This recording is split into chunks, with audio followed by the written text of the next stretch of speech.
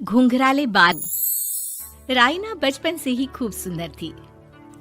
उसके लंबे लंबे घुंघराले बाल से हमेशा उसका चेहरा ढका रहता।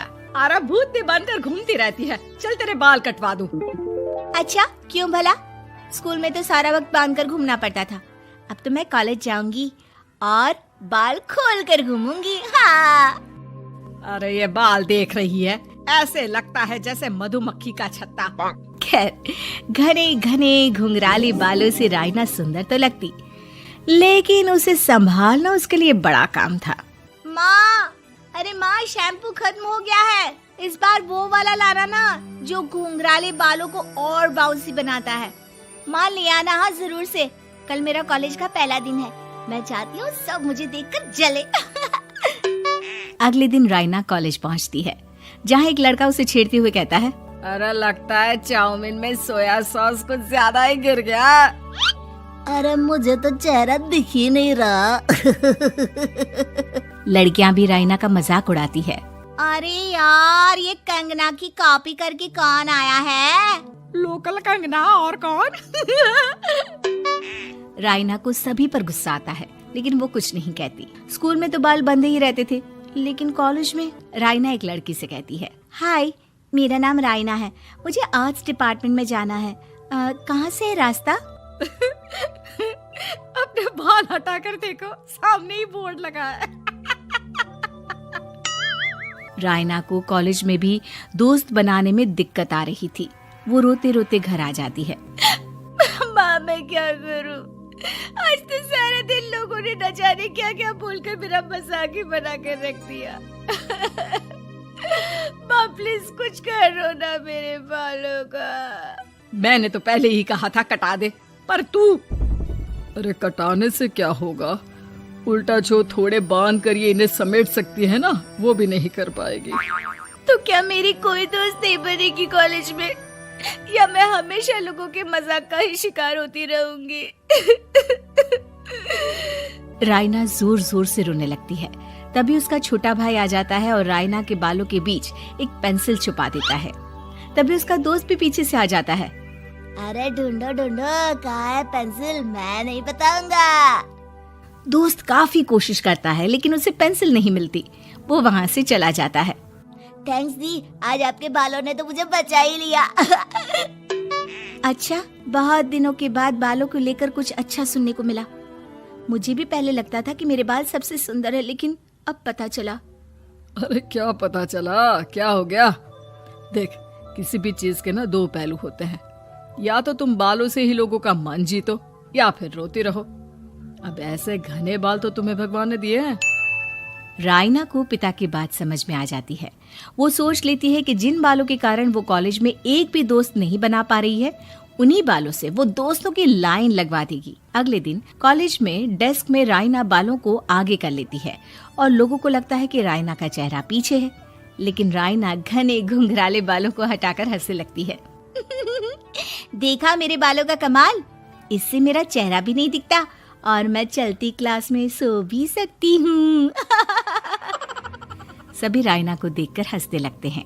क्लास में परीक्षा चल रही होती है, तो राइना अपने बालों में चीटिंग के पेपर छुपा छुपा कर आसपास के बच्चों की मदद भी कर देती है, जिसके बाद से तो राइना क्लास की हीरोइन बन जाती है। वाह राइना, तेरे बाल तो बहुत कमाल के हैं।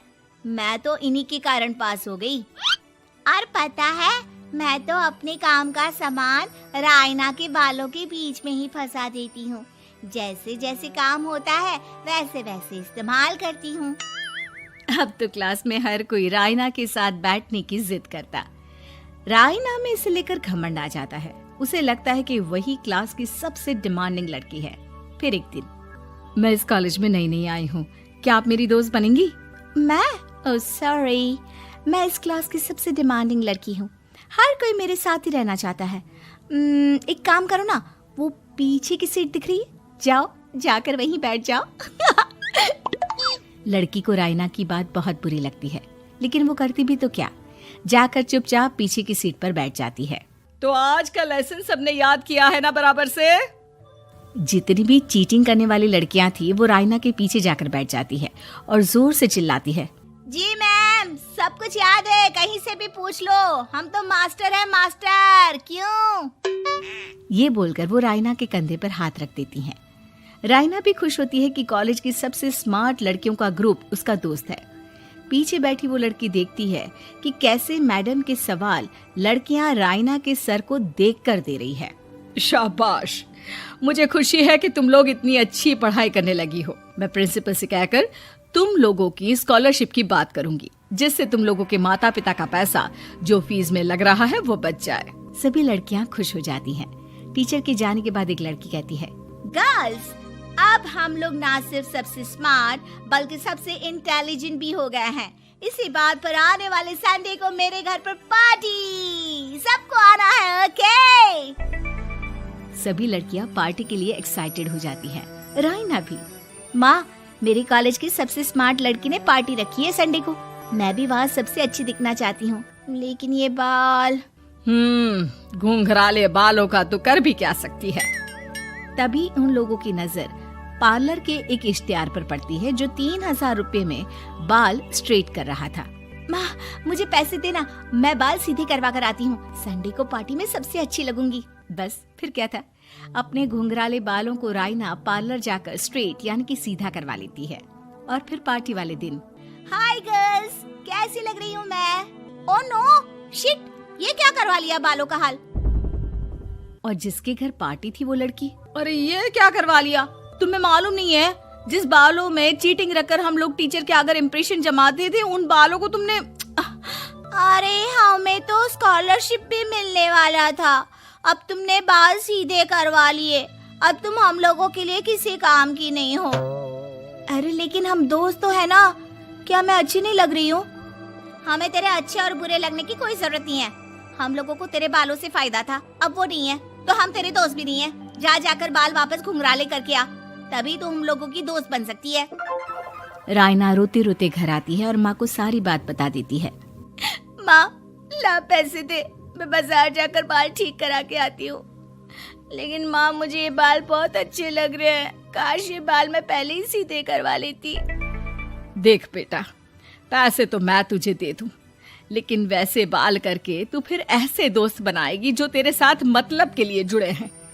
लेकिन इन बालों में तू ऐसे दोस्त बनाएगी जो तेरे साथ जीवन भर का साथ निभाएंगे। रायना को माँ की बात समझ में आ जाती है।